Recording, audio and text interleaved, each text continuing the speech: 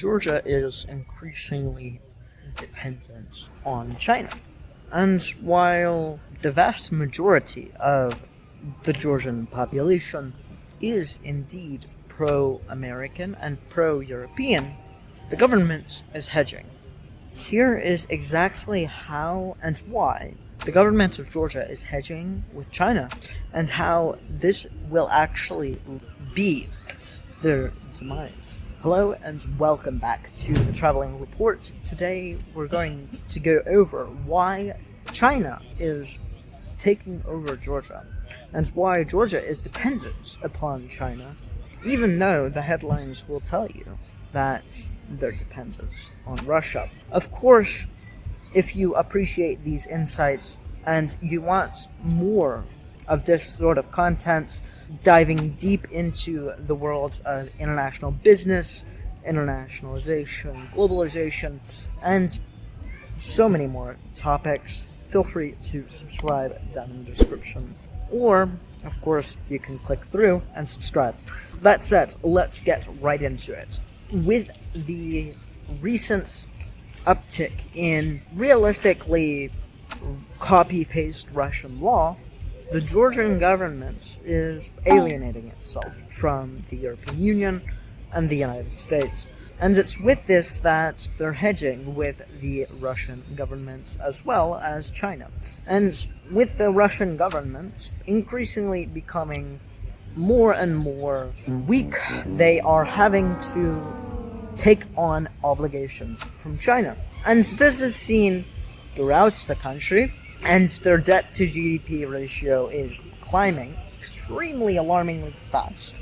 But it also means that realistically, what is happening today in Georgia is not what's going to happen in the near future.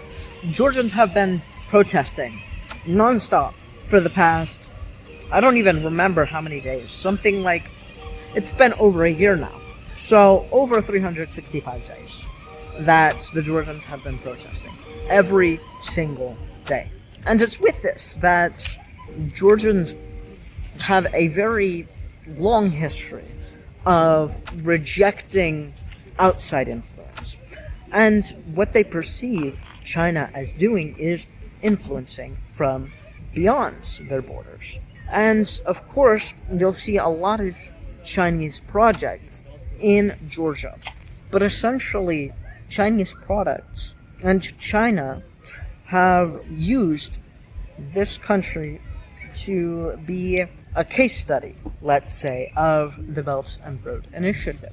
And it's with this initiative that China is growing its influence somewhat to smaller states. Now, that said, structurally, China is not doing amazingly right now. So their influence in Georgia is waning slightly. That said, it is still very noticeable in places like the borders, even. If you go to the border of Georgia and Armenia, a lot of it is Chinese aid. And you may stop to think, wait, why is Georgia, a country that realistically hates Russia and hates, quote-unquote, the global south, being supported by China? And this is where it gets interesting. You see, Georgia never logically fits into Russia's sphere of influence.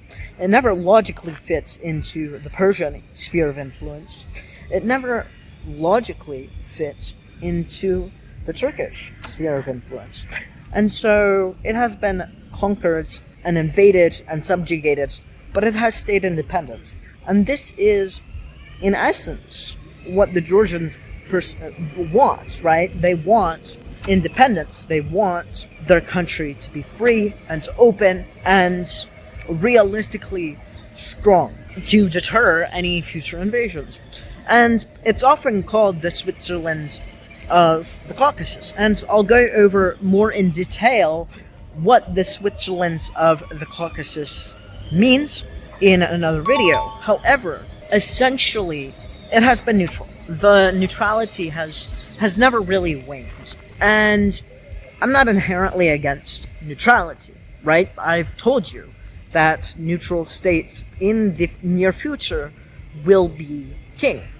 And they will be kingmakers because they will be the spheres of influence that everyone wants, right? So places like Uzbekistan, places like Switzerland, albeit Switzerland's not very neutral anymore. So places like Vietnam, places like Thailand, these are all very neutral countries. And while there's this hedging going on in Georgia, something that is unique about Georgia is the fact that realistically 80% of Georgian citizens prefer the United States to Russia. They prefer the United States to China. And so what this leads to is a horrible business environment for China. Now, actually, if you look at the banking system, and especially at places like Basis Bank or Bank of Georgia, you'll see UnionPay or JPay, JCPay, something like this, which is a Chinese integration. And recently, a few years back, Georgia liberalized visas for Chinese nationals and for Chinese passport holders. There are quite a few Chinese people within Georgia, and I will be trying to interview some of them. Perhaps in another video I will go over exactly what the Chinese perceive Georgia as within Georgia.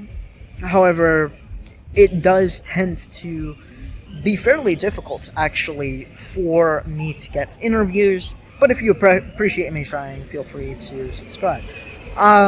So the essence of what is happening on the ground in Georgia, which I'm presently here in beautiful Tbilisi, Georgia. I'm in Baku Park. Essentially what's happening is the government is hedging with things that the citizens do not want. And this is creating insanity, realistically, when it comes to doing business here. Now, it is actually fairly stable, and there isn't mass unrest like you would see in some countries. However, it isn't exactly as stable as it would seem on the surface, and cracks are showing. So if you want to keep up to date on all of the new updates for how China will influence Georgia, what Chinese influence means for Georgia, how I perceive China, which is not negative, by the way, feel free to subscribe. If you liked the video, feel free to like it. If you really liked the video, feel free to share it with your friends. If you are looking for one-on-one consulting for how to navigate a increasingly multipolar world, feel free to look in the description. You can book a call on Calendly, one-on-one, absolutely free of charge. That said, this has been the Traveling Report, signing off.